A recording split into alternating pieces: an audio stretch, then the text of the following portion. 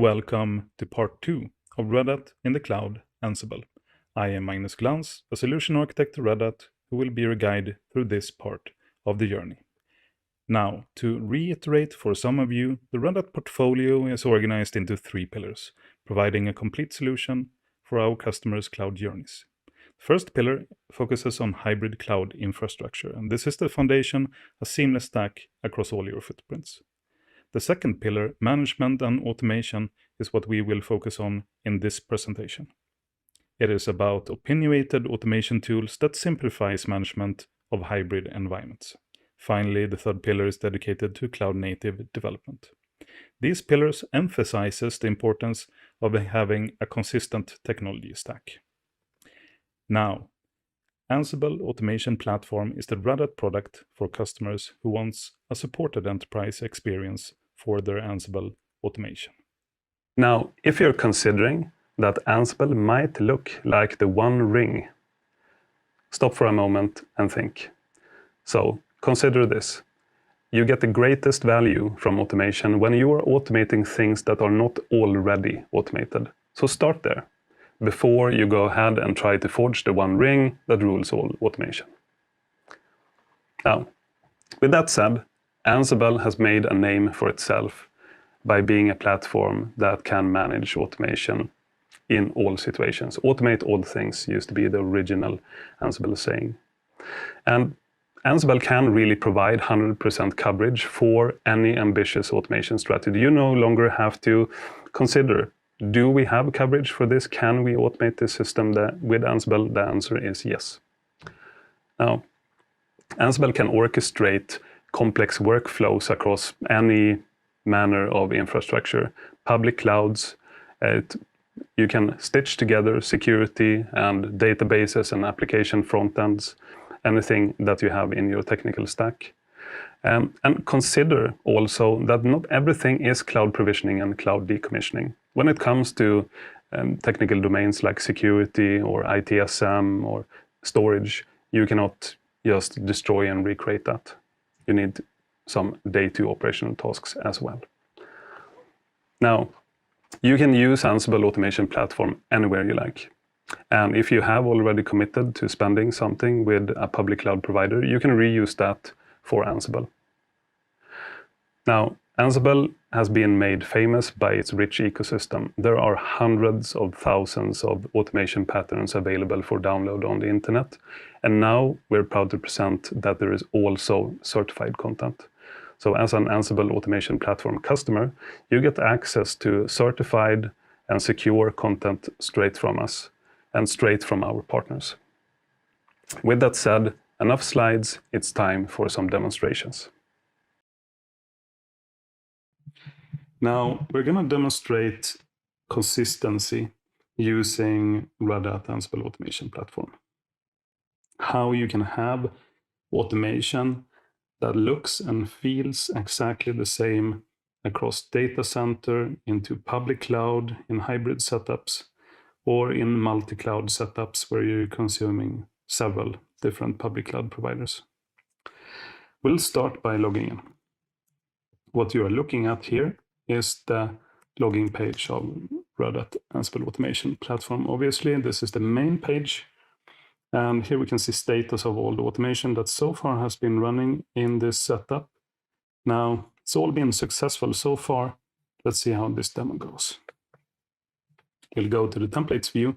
Here we have an overview of all the distinct pieces of automation that has been created by us for this demo. And it's a good mix of day 1 and day 2 tasks. Day 1 tasks, classical like create infrastructure, create virtual machines, destroy them and such. And then we have day 2 tasks like help automate onboarding of new help desk task staff by creating a user in Active Directory and configuring it properly, or doing patch management for Linux systems, etc. You will know that the limits of Ansible automation, well, you can use it to automate all things. Now, I'm not going to show you all the features of the platform because we don't have time for that. So if there is something you're missing, recommend go onto YouTube or go to ansible.com and have a look around. This platform is extremely capable. But I'm going to focus on features related to consistency across hybrid and multi-cloud deployment patterns.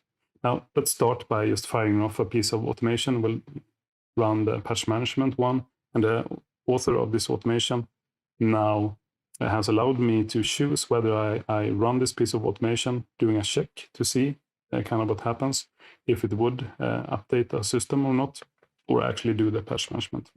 We're going to run it because it's more fun like that. So we'll select, I'm being allowed to select the system to patch here as well. And we'll just launch this. Good. Now, it's waiting for job output at this point, and it says pending. So let's see what's going on. We'll go to the job queue and see what it's currently working on. And we can see that that is inventory sync. Right. So an inventory, you know what that is? That is the collection of things that you run automation against. And when we are talking about public cloud specifically, the thing is that we're creating and destroying systems more commonly. So we want to be sure that this system that I told the platform to patch now, we want to know if that system exists at all. So that was what was being done. And if I show you this inventory, I actually created this inventory that syncs against multiple public clouds. So both AWS and Azure. So it's fetching things that are created in both those clouds and then putting that into a single inventory and dynamically doing this. So here's all the systems that's been created so far, and here's groups where those systems have been put into. So these dynamic inventory scripts that you can attach to an inventory and get this automatic fetching of information, they can also automatically create groups for you. So you can use tags, for example, in these public clouds, and that will automatically assign systems to various arbitrary groups that you decide on. So here we have all the Amazon systems in a group, and here we have the Linux systems on Azure in a group. But yeah, it could be any type of group that would make sense for you. So let's go back to the actual patch management job that was run, and it's completed successfully. Happy to see that. And here we can just scroll through the output of the patch management playbook, and we can see it's doing a bunch of different things. It's scanning packages and services and running an upgrade of the software. Then after it's been that's been done, it does a check to see if we actually have to reboot the system or not. And here it says that no, that's not necessary. So it skips the reboot task, goes on to create a patch management report of the system. Good. This is all information that's logged. And if I go into detail, this is even more information that's logged for each piece of automation running. This is something we can send to a central location. And to have observability that stretches across multiple platforms, that's not something that we necessarily provide, observability platforms, but you can be sure that our platform integrates to all of those. So you can send the information now off to a central location. You could hear someone coughing. That's because this is recorded from a sofa at home. Now, we can see who launched the piece of automation. We can see revision number. That's interesting. What's revision number? Well, that actually refers to version control. So automation, that's development. And when we're doing development, we need version control. It's considered a basic hygiene factor. Now, if we drill into what's called a project in the platform, that's how we attach to version control systems, where we can connect to a repository in version control. Could be a specific branch or even a specific commit that we're connecting to. But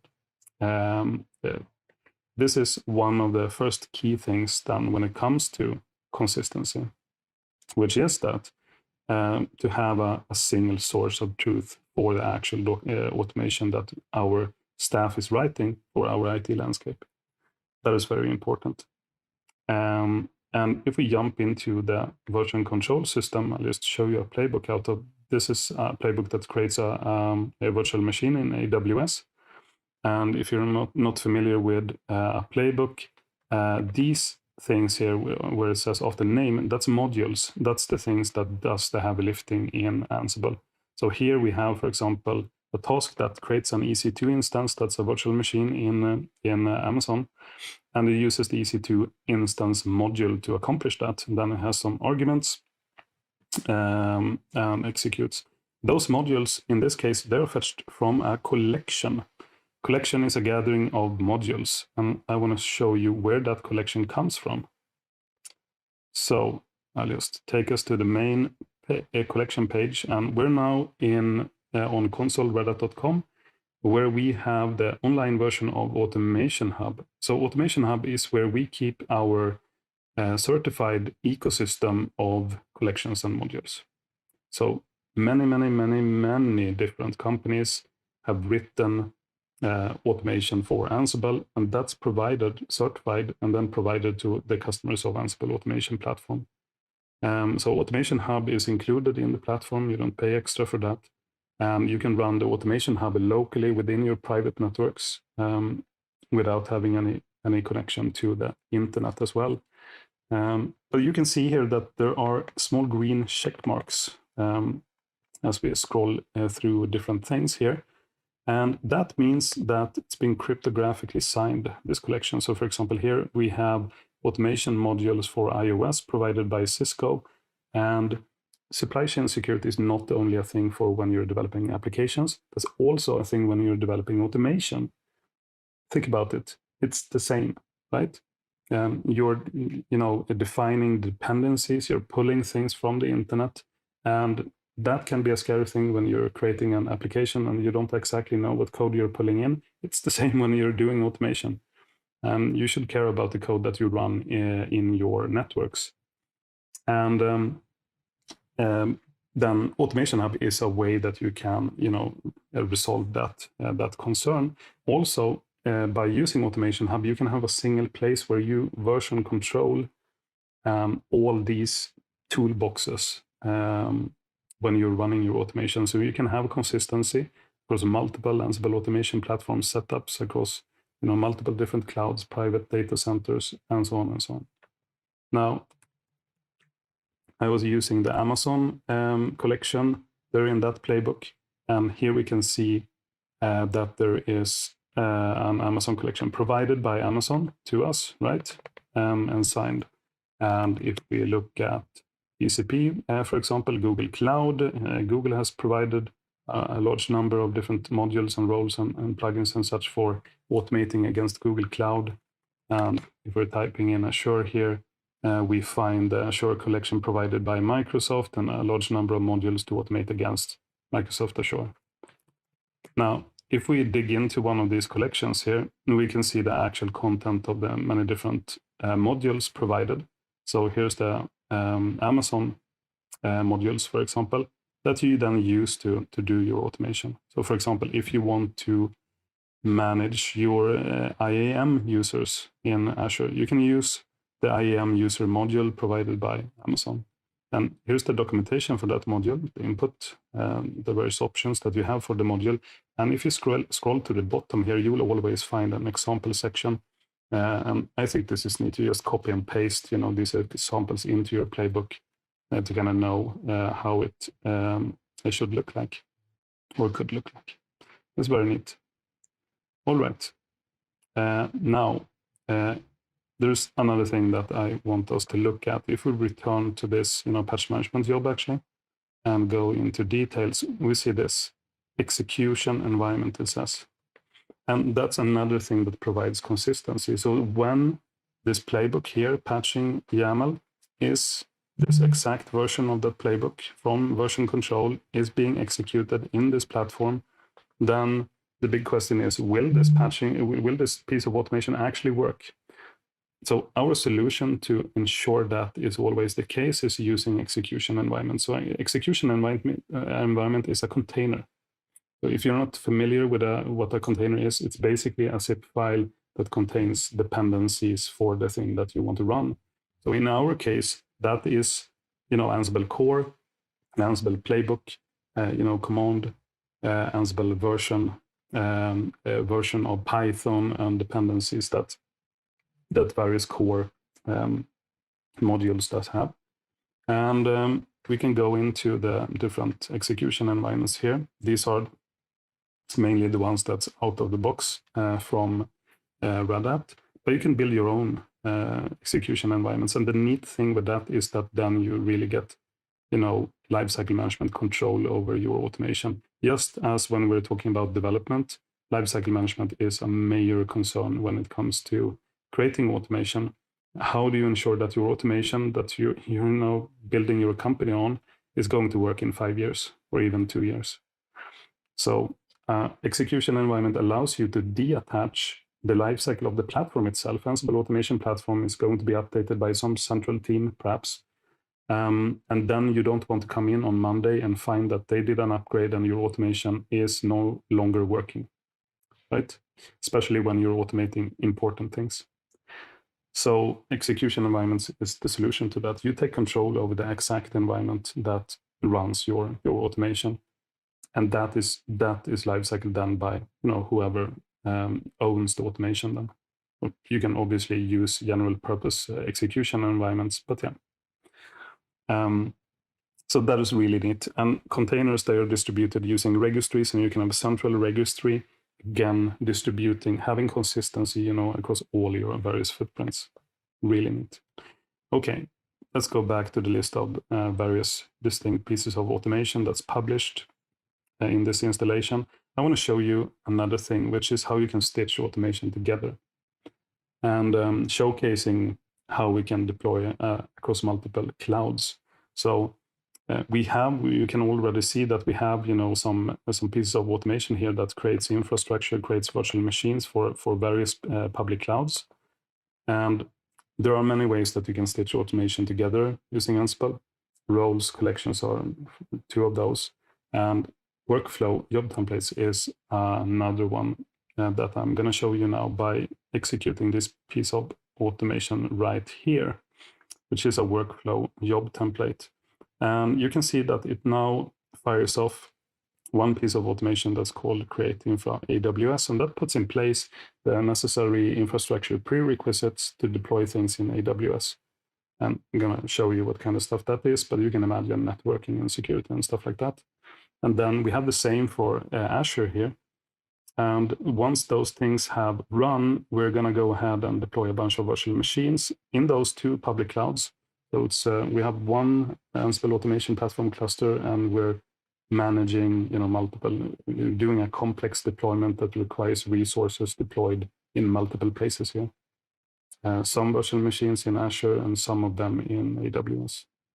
So now the first step has executed here, and we can see that we're creating a VPC, internet gateway, some security group, subnet for our network, some routing, etc. in AWS here. And we're doing the same thing then in Azure. So if we look behind the hood, this is the Amazon AWS console.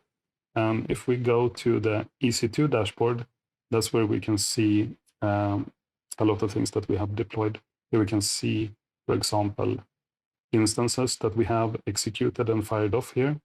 We can go to security groups. Here we can see, so security groups is one way that you can create firewall rules in public cloud.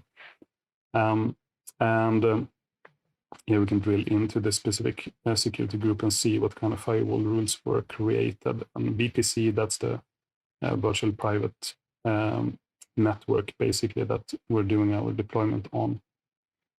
And here's Azure. And if we go into our resource group, so that's a bucket where we can put various things in, manage our resources in a good way. And here we can see, here's also a security group created. So here's the firewall rules that we have in the Azure deployment. And here we have an overview of what's allowed and not allowed in this set of rules.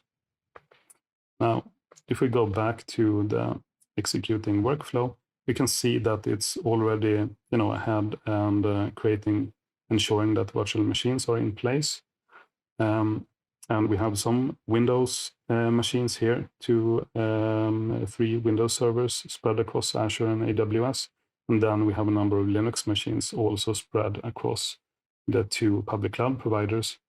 And once we are done with creating those, we are taking the Windows and Linux machines that's on AWS, and we're patching them to a specific patch level. And once that's done, we're deploying an actual artifact. So in the case of Linux, we're deploying a container using Podman, and on Windows is a web application deployed on Microsoft IIS web server. Now, you can recognize this. This is, continuous deployment. This is the CD part of CI/CD.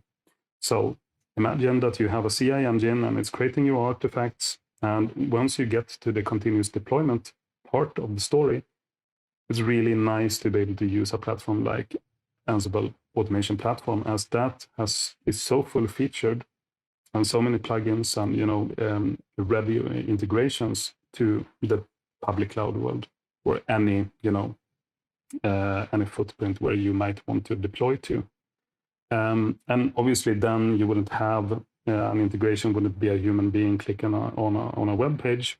Then you would use something like a REST API. So this is the REST API for Ansible Automation Platform. Here you can reach all of the things of the platform.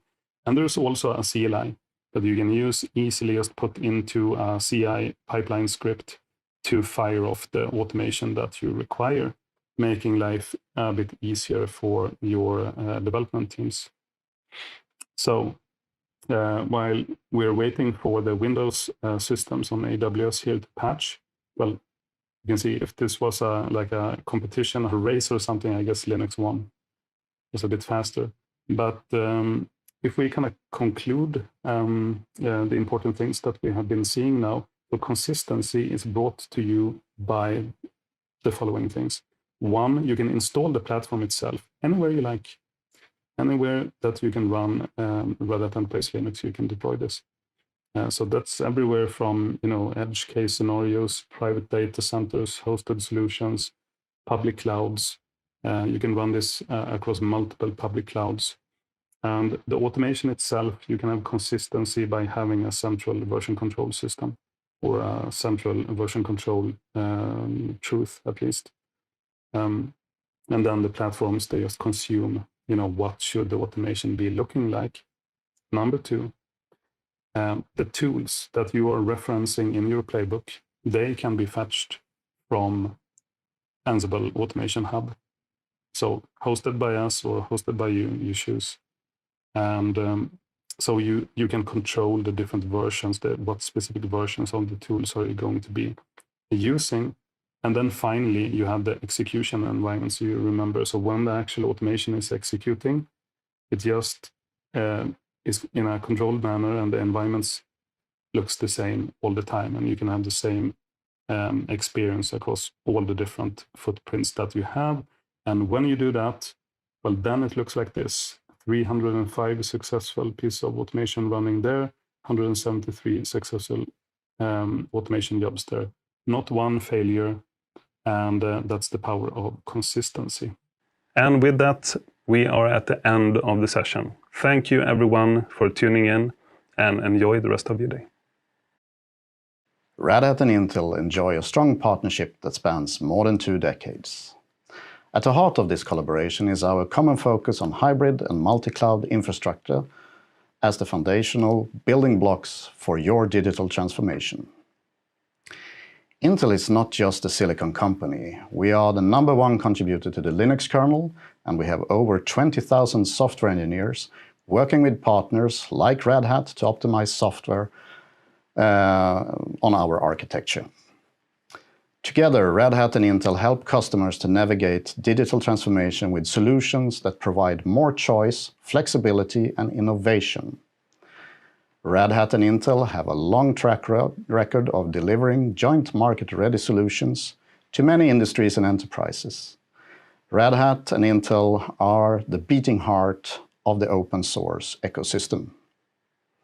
Our joint solutions are built on open platforms with enterprise-grade open source software and x86 architecture from edge to cloud. Red Hat and Intel solutions are supported by a strong ecosystem and are tested and validated before being certified or deployed in the Red Hat market space. Our engineers continuously work to harden our platform and solutions with industry standards and enterprise-grade security.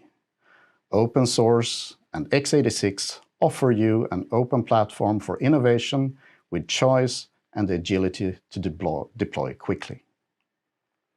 We just launched the 4th Gen Xeon processors, delivering to customers a range of features for managing power and performance, making the optimal use of CPU resources to help achieve their sustainability goals. Unlike any other data center processors on the market, and already in the hands of customers today, the 4th Gen Xeon family greatly expands on Intel purpose-built workloads, first strategy and approach. Today, there are over 100 million Xeons installed in the market, from on-prem servers running IT services, including new as-a-service business models, to networking equipment, managing internet traffic, to wireless base stations, computing at the edge, to cloud services. Thank you for your time. We look forward to collaborating with you to enrich your digital transformation journey with Red Hat and Intel solutions.